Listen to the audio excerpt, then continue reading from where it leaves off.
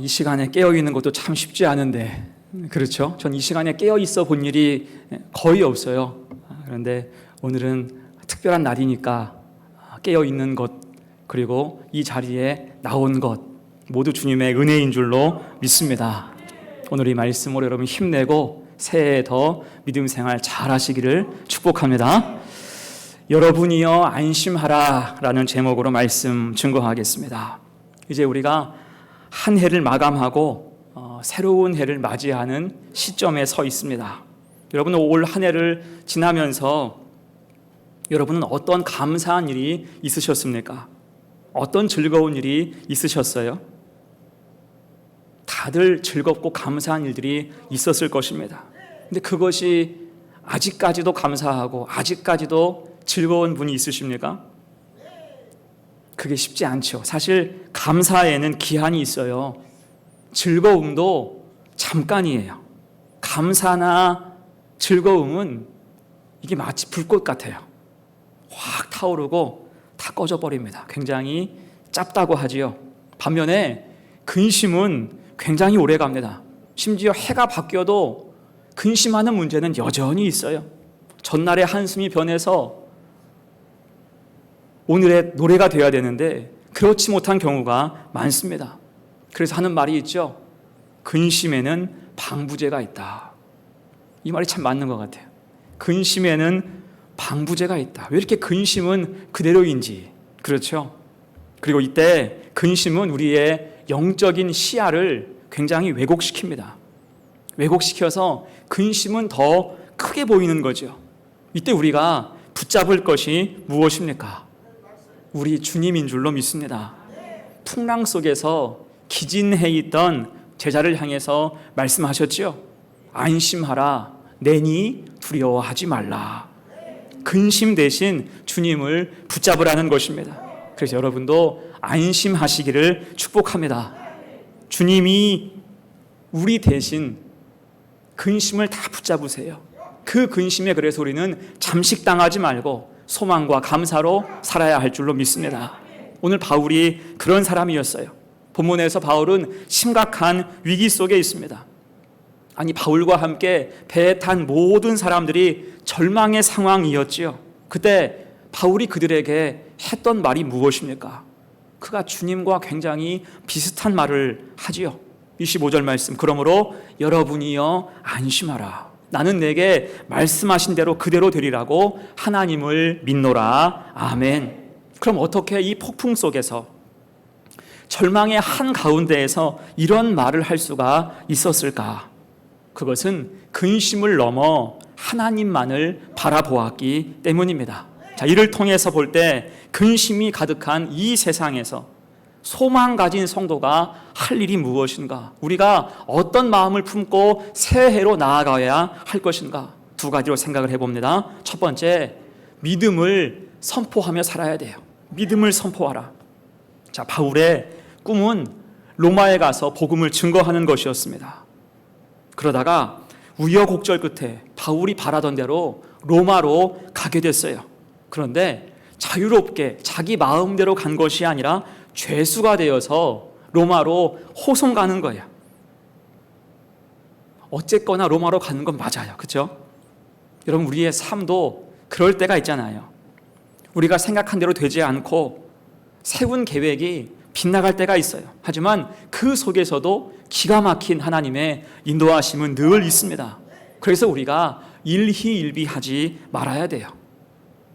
힘들고 어려운 순간 내 마음대로 되지 않아도 하나님의 선하신 인도하심은 여전히 우리 삶 가운데 작동됨을 믿습니다. 그것을 우리가 바라볼 수가 있어야 돼요. 본문도 그렇습니다. 바울은 지금 큰 배에 태워져서 로마로 호송되고 있어요. 그러다가 중간에 미항이라고 하는 작은 항구에 정박을 했어요. 이때 바울은 자기를 호송하는 백부장한테 이제 곧 겨울이 오니까 더 이상 항해가 위험하니 겨울 동안은 이 미항에서 머물 것을 건의를 합니다. 자, 이를 듣고 백부장은 바울의 의견을 묵살해버려요. 저 위에 11절 12절 봅니다. 백부장이 선장과 선주의 말을 바울의 말보다 더 믿더라. 그 항구가 겨울을 지내기에 불편함으로 거기서 떠나 아무쪼록 베닉스에 가서 겨울을 지내자 하는 자가 더 많으니 베닉스는 그레데 항구라. 한쪽은 서남을 한쪽은 서북을 향하였더라. 어때요? 선장과 선주가 반대하는 거예요. 이곳은 너무나 작으니까 조금 즐길 거리가 더 있는 큰 항구인 베닉스로 가자라고 그렇게 이야기하는 것입니다. 그래서 이제 배를 억지로 출항시켰죠. 그랬더니 어떤 일이 벌어집니까? 엄청난 태풍을 만나서, 유라굴로라고 하는 엄청난 태풍을 만나서 배가 다 깨지게 됐습니다. 배가 한순간에 목적지를 잃고 표류하는 거죠. 아니, 어제까지 괜찮았는데, 어제까지는 다들 장밋빛 꿈을 안고 배를 탔는데 그 모든 것이 다 사라진 거예요. 이제는 공포로 다 질려버렸습니다. 20절 말씀 보세요. 여러 날 동안 해도 별도 보이지 아니하고 큰 풍랑이 그대로 있음에 구원의 여망마저 없어졌더라. 다들 이제는 죽었구나 싶은 것입니다. 여러분, 이것은 결과적으로 바울의 말을 무시했기 때문이에요. 그리고 이런 엉뚱한 결정은 선주와 선장과 백부장이 내렸는데 일이 이렇게 엉망진창이 되어 있어도 그들 중에 누구 하나 이 일에 대해서 책임지는 사람이 없었습니다. 책임질 수가 없죠. 수습하고 희망을 줄 사람도 없었습니다. 여러분, 이것이 세상 역사의 무력함이에요. 다들 말은 잘해요. 다들 이렇게 하면 다 된다 그래요.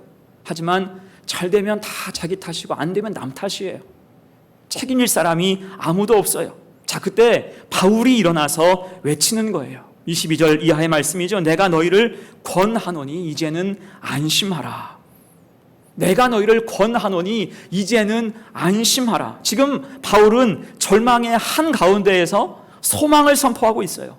이제는 안심하라.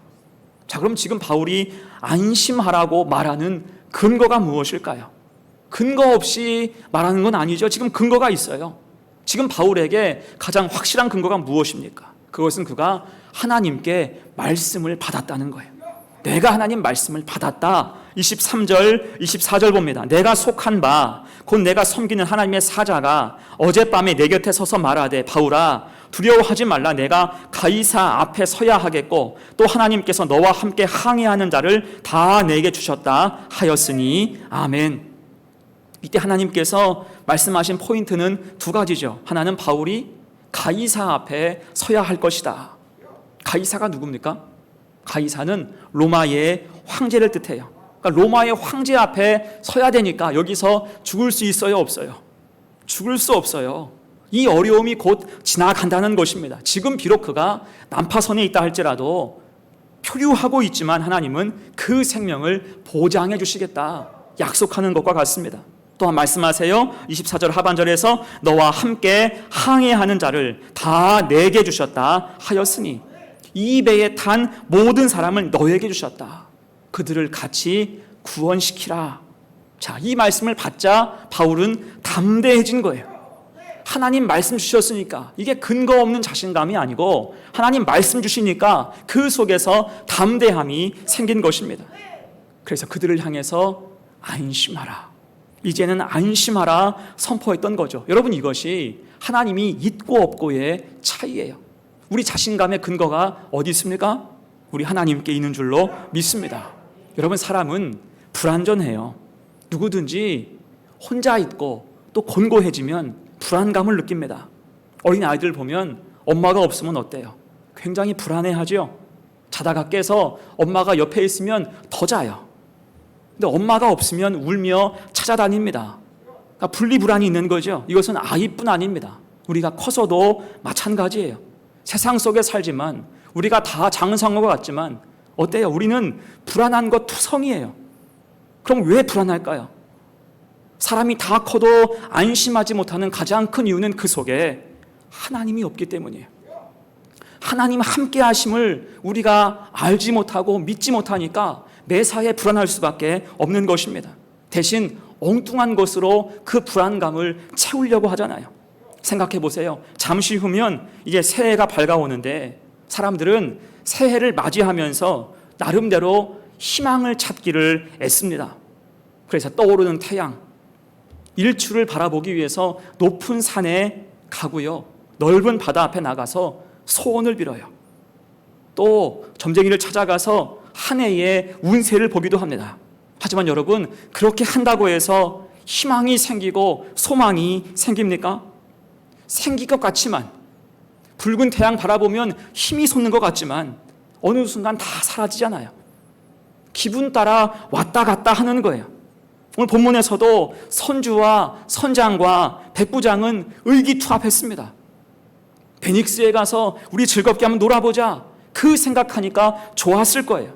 그런데 그 희망도 잠시였죠. 거대한 폭풍과 파도가 모든 것을 삼켜버렸습니다. 이제 남는 것은 낙심과 절망밖에 없었죠. 여러분, 그래서 우리의 삶은 바다를 항해하는 것과 같습니다. 거친 바다를 작은 나룻배 하나 타고 건너는 것과 같은 거예요. 그 자체로 위태롭습니다. 이때 내가 좀 무언가를 더 가졌다고, 지금 현재 내가 좀 건강하다고, 지식이 있고 돈이 있고 걱정이 없다고 지금 이 상황이 영원할 것 같습니까? 아닌 거예요. 언제 깨질지 몰라요. 그래서 중요한 것은 내 인생이라는 배를 누가 인도할 것인가? 누가 인도하시나? 그래서 우리는 우리를 인도하시는 하나님을 기억하고 우리 하나님만을 붙잡아야 할 줄로 믿습니다. 그 사실을 바울이 지금 선포하는 거죠. 하나님의 약속과 말씀을 근거로 지금 절망에 빠진 사람들에게 믿음을 심어주고자 하는 거예요. 지금 가장 필요한 것은 그 무엇도 아니라 오직 믿음밖에는 없기 때문입니다. 유명한 철학자인 키에로케고르는 이런 말을 했어요. 절망의 반대말은 희망이 아니라 믿음이다. 여러분, 절망 속에서는요, 희망을 찾기가 쉽지 않아요. 절망이 깊으면 희망도 그만큼 더 희미해 보입니다. 그때 중요한 것은 믿음으로 절망을 먼저 뚫어내는 거예요. 절망을 뚫고 믿음이 먼저 들어가야 거기에서 희망이 생길 수가 있다라는 그런 이야기겠지요. 여러분, 그래서 믿음이 중요합니다. 어떤 믿음입니까? 하나님이 살아계신다는 믿음, 하나님이 내 삶 가운데 역사하신다는 믿음, 그 하나님이 나를 알고 계시고 나를 사랑하신다는 믿음, 나와 동행하시고 언제까지 나와 함께 하신다는 믿음, 이 믿음이 우리 삶을 두텁게 지금 가리고 있는 절망을 뚫어낼 줄로 믿습니다. 그런 의미에서 저는 새해를 맞이하는 여러분에게 믿음을 선포하기 원해요. 믿음이 있는 여러분이요, 안심하시기를 축복합니다. 여러분은 안심하셔야 돼요. 세상은 안심하지 못하고 불안해하지만 우리는 안심할 수 있어야 돼요. 왜? 우리에게는 믿음이 있기 때문에, 하나님이 우리와 함께 하시고 우리를 사랑하시기 때문입니다. 그 믿음을 선포하는 성도가 되시기를 축복합니다. 그 믿음 때문에 안심하면서 이 새해, 밝아오는 이 새해 힘차게 시작할 수 있는 복된 성도 되시기를 간절히 축원합니다. 아멘. 두 번째예요. 성도의 역할 두 번째, 책임질 수 있어야 됩니다. 여러분, 우리는 다 가족이 있죠. 가족이 무엇입니까? 가족은 같이 사는, 또 같이 살아야 하는 공동체예요. 그리고 가족이 같이 살려면 부양하는 사람이 있어야 됩니다. 부양하는 부모가 있어서 키우고 가르치고 먹여 살려야 돼요. 그 책임감이 가족을 살리고 자식을 키워내는 거죠. 자, 오늘 바울도 그런 마음이었어요. 아까도 이야기했듯이 바울은 이미 자신의 생명을 하나님이 붙들어 주심을 알고 있었어요. 그럼 혼자 지금 나가서 바다에 뛰어내려도 하나님이 살리시는 거예요. 가이사 앞에 서야 되니까 혼자 살 방법을 모색할 수도 있었어요. 하지만 바울은 그곳에 있는 모든 사람을 책임질 작정을 합니다.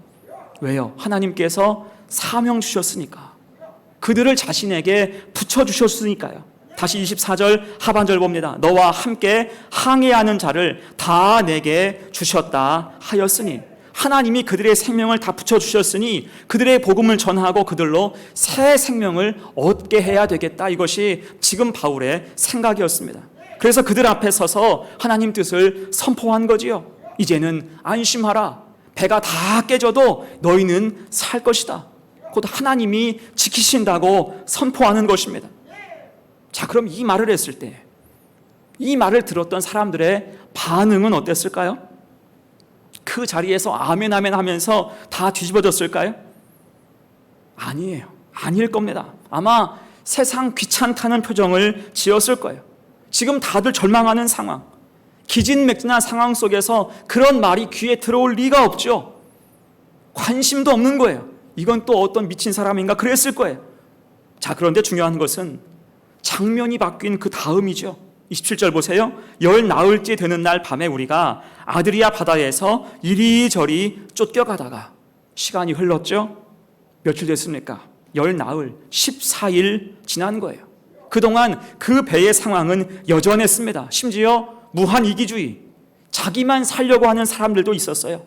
27절 이하를 보면 육지가 가까워지니까 배의 사공들, 선원들이 자기들만 탈출하려고 시도했지요. 탈출선, 거룻배 띄우려고 하다가 발각됐습니다. 혼자 살고 싶은 거예요. 그렇게 하면 충분히 살 줄 알았어요. 하지만 이런 상황 속에서 바울은 어떤 일을 합니까? 정말 놀랍고 상징적인 말씀이 그 다음에 나와요. 33절로 37절 말씀 봅니다. 날이 새어가매 바울이 여러 사람에게 음식 먹기를 권하여 이르되 너희가 기다리고 기다리며 먹지 못하고 줄인 지가 오늘까지 열 나흘인즉 음식 먹기를 권하노니 이것이 너희의 구원을 위하는 것이요 너희 중 머리카락 하나도 잃을 자가 없으리라 하고 떡을 가져다가 모든 사람 앞에서 하나님께 축사하고 떼어 먹기를 시작하매 그들도 다 안심하고 받아 먹으니 배에 있는 우리 예수는 전부 276명이더라. 아멘. 여러분, 지금 바울이 선포하는 말씀은요 23절 이하의 말씀과 크게 다르지 않습니다. 다른 것이 있다면 사람들의 반응이에요. 이제는 그 사람들이 하나님을 의지하고 있죠. 그래서 바울이 떡을 가져다가 축사하고 떼어줄 때 이게 어떻게 보면 간이 성만찬입니다. 이것을 사람들이 모두 안심하고 받아 먹는 거예요.